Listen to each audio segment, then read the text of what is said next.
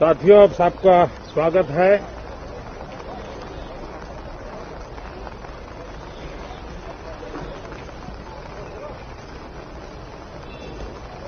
और मैं आशा करता हूं कि आप सबका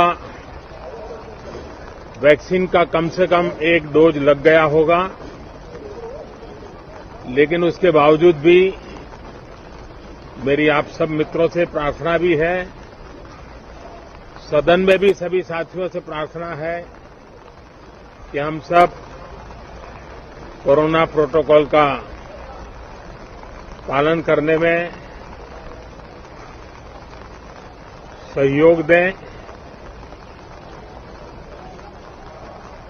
अब ये वैक्सीन जो है बाहू पर लगती है, और जब वैक्सीन बाहू पर लगती है तो आप बाहुबली बन जाते हैं।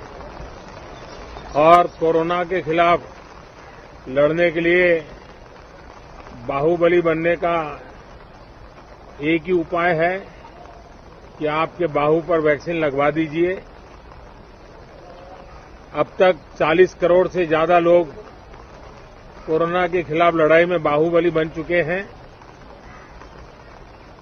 आगे भी बहुत तेज गति से इस काम को आगे बढ़ाया जा रहा है।